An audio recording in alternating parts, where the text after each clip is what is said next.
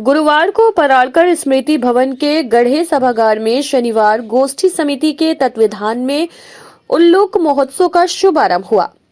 कार्यक्रम का उद्घाटन मुख्य अतिथियों द्वारा उल्लू महाराज की आरती कर किया गया। ठंड को देखते हुए अतिथियों का कंबल पहनाकर स्वागत व अभिनंदन भी किया गया।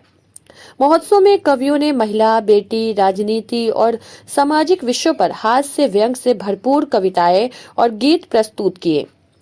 गुनगुन गुप्ता, पंडित मनमोहन मिश्रा, प्रियंका प्रभात, बजरंगी, सलीम, शिवलवि, महेश चंद्र जायसवाल, श्याम लाल यादव और प्रवीण सिंह की प्रस्तुतियों ने श्रोताओं को खूब गुदगुदाया और सभागार तालियों से गूंज उठा। जी, मैं हास्य कवि दमदार बनारसी। किस तरह का कार्यक्रम संपन्न हुआ है? देखिए, ये उल्लू महोत्सव है। चूंकि उल्लू कह देने से लोग उसको बेवकूफी का पर्याय मान लेते हैं, लेकिन बहुत कम लोगों को पता है कि उल्लू किसानों का मित्र होता है। वो फसलों को, कीड़ों को खा करके रक्षा करता है, बचाता है। अमेरिका जैसे देशों में तो उल्लू को राष्ट्र पक्षी जैसा दर्जा मिला है। तो एक उल्लू महोत्सव चूंकि भारत में हम करते हैं, तो भारत में जिस जिस पर्याय में उसका अर्थ लिया जाता है, जिस जिस अर्थ में उस शब्द को लिया जाता है, उस अर्थ में हम लोग व्यंग्यात्मक टिप्पणी करते हुए एक ऐसा महोत्सव मनाते हैं जो काशी की जीवंतता को, काशी की जो अल्हड़ मिजाजी है उसको दर्शाता है कि कोई न कोई किसी न किसी विभाग से परेशान है, किसी के घर में सीवर की समस्या है, किसी का बिजली का बिल ज्यादा आ गया है, कोई रोड की समस्या से त्रस्त है, किसी के यहाँ माने टोटी खराब हो गई है, कोई न कोई त्रस्त है, परेशान है।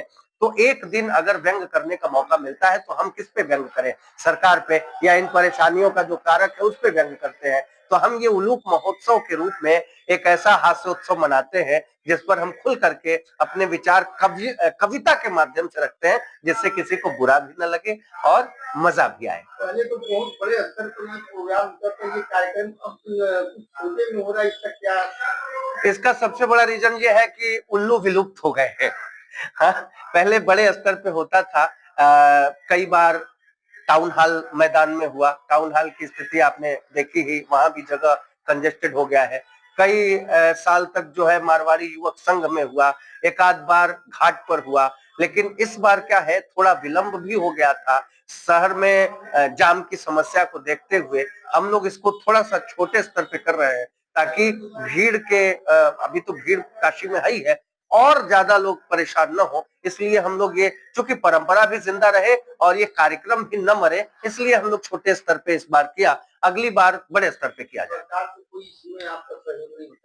नहीं, सरकार सिर्फ नाचने गाने वालों को ही सहयोग करती है। हालांकि काशी में कला, साहित्य और संगीत तीनों का ही बड़ा महत्व है। तो कला और संगीत पर तो खूब सरकार ध्यान देती है, धन वर्षा करती है, लेकिन साहित्य पर बहुत कम दृष्टि डाली जाती है।